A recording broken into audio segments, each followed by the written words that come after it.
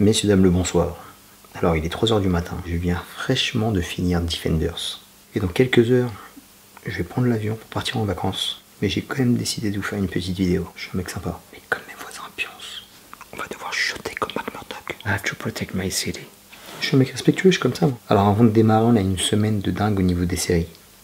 L'épisode 6 de Game of Thrones, le final sublime de Kingdom. Et la nouvelle saison des Defenders. Ça fait beaucoup pour un seul homme. C'est baiser. Bah c'est simple, le Marvel Netflix est un de mes univers favoris. Je suis satisfait depuis le début de tout ce qu'ils m'ont donné. Ils ont fait un boulot admirable en l'espace de 6 saisons. Et cette saison des Defenders, on est la consécration. C'est un quasi sans faute. Cet univers partagé et dirigé de main de maître. On n'a pas eu le temps de se faire chier lors de ces 8 épisodes.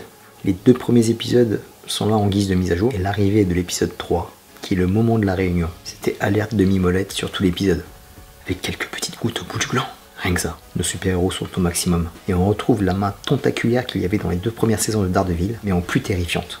The hand are everywhere. Sigourney Weaver n'a pas fait le voyage pour rien. Elle apporte tout son charisme qui a fait d'elle une légende du cinéma. En plus, c'est une de mes actrices favorites all time, donc de la voir là, c'est un gros kiff. C'est un peu comme Neymar au PSG. La petite pierre à l'édifice qui fait la différence. Neymar. On s'en fout, hein.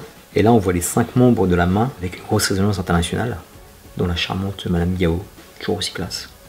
Et des nouveaux, comme Sonde qui est la touch africaine, et Murakami, qu'on n'avait pas vu auparavant mais qui est bien flippant lui aussi. Et un autre fait que j'ai kiffé au niveau du scénario, c'est qu'ils n'ont pas oublié tous les personnages humains qui entourent nos super-héros. Soit Karen, Froggy, Misty Knight, Malcolm, ils ont une bonne présence, ils posent leur empreinte à la story. Bravo aux showrunners, ils ont fait un super taf de développement au niveau des persos et c'est un grand gage de qualité qu'on a retrouvé tout au long de ces séries. La réalisation est superbe, que ce soit au niveau de la photo, au niveau des visuels, comme d'habitude, c'est sublime. On refait une balade new-yorkaise, et ça n'est pas pour me déplaire. Les scènes d'action sont extraordinaires. Les scènes de fight qui avaient fait quelque peu défaut à Iron Fist sont totalement oubliées. Ça pète des gueules, des tibias, ça découpe des têtes, ça découpe des membres. C'est toute la violence dont on avait besoin. Une violence parfois limite froide, réaliste, qui ne sont pas sans nous rappeler quelques bons films asiatiques. J'ai bien aimé le clin d'œil team-up qui a été fait à Iron Fist et à Luke Cage, qui sont à quelques pics sympas. Jessica et Luke Cage qui sont appelés rationnels de la bande, qui sont complètement largués et incrédules par rapport à l'univers mystique et fantastique qui entoure la main à Iron Fist.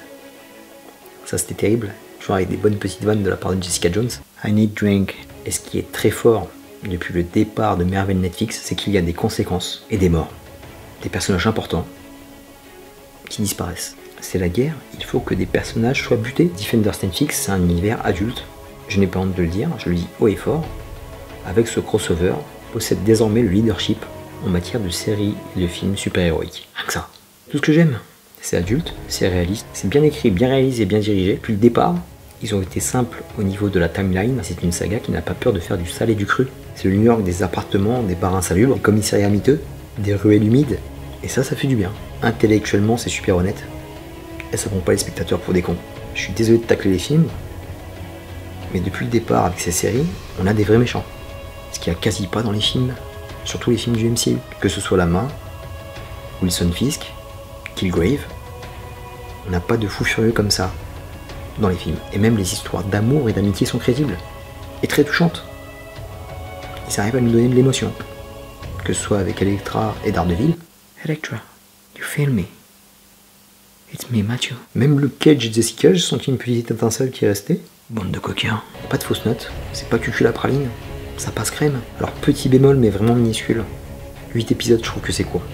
1 ou 2 épisodes de plus, j'aurais pas dit non. Parce que je kiffais bien, j'étais bien là. Ça m'a donné envie de retourner à New York ça. It took me everything. I'm training all my life for this fight. Petit message pour Daniel End. Je t'ai défendu sur toute une vidéo sur Iron Fist. Je t'aime beaucoup mon gars. Et je comprends les ressorts scénaristiques de ton personnage. Et sincèrement, des fois, j'ai envie de te mettre des baffes. T'es quand même un beau relou, là. Hein? Tu les as bien fait chier, les autres, hein. Et même pour Colleen, même si tu restes tout à fait bonne. J'ai soif avec ces conneries. Volvic, l'équilibre est une force. Young, très bonne en Elektra, parfaite en Black Sky, mais son principal souci à elle, il ne faut pas qu'elle ouvre la bouche. Tant qu'elle est silencieuse, ça passe super bien, son personnage est mortel. Mais il faut que tu te taises, ma grande. Parce que ça te dessert complètement. En plus, t'es charmante. Plus tu vieillis, plus tu ressembles à une beurette des bois. Et je ne suis pas contre pour un tabassage en règle entre midi et 2. Jessica, si tu veux me tabasser, je suis présent. Comme ça, pas de jalouse. Je suis comme ça, distributeur de bonheur. Pour conclure cette vidéo un peu bizarre, où je ne parle pas comme d'habitude, c'est une vidéo faite un peu à l'arrache, donc je tiens à m'excuser auprès de vous, parce qu'on n'est pas dans les conditions habituelles. Il va être sympa le vol de tout à l'heure. Oh là là. Je vous donne rendez-vous en novembre pour Punisher. Je pense qu'on va voir quelque chose de complètement nouveau. On a eu les prémices dans la saison 2 de Daredevil, que John Bertal ne fait pas dans la dentelle. Et je pense aussi qu'ils ont fait 8 épisodes parce qu'ils ont un planning hyper tendu au niveau de leur tournage, parce qu'ils ont déjà commencé à shooter Jessica Jones. Et le Punisher a déjà été produit, donc... et Luke Cage arrive en 2018 aussi. Donc ils ont expédié les 8 épisodes, après c'est cool, ça nous a donné quand même 8 épisodes avec un bon rythme. Personnellement, je me suis pas fait chier. Et c'était quand même bien vu. J'ai pris mon panard à mater ces 8 épisodes. J'ai enfilé ça comme un bon paquet de popcorn. Les merveilles de Netflix, c'est mon doudou, ma glace à l'italienne, ma barbe à papa. C'est un gros kiff. Je vais vous laisser. Je vais essayer d'envoyer ma vidéo depuis les vacances, histoire de vous faire un petit coucou, de ne pas vous laisser sans nouvelles de Rebeu des Bois Chronicles. Terminus pour Defenders. Je vous dis à très bientôt pour une prochaine vidéo. Prenez soin de vous. Je vous souhaite de bonnes vacances à ceux qui partent. Et un bon retour à ceux qui reviennent. Plein de gros bisous. Peace. Cheers. I find my she.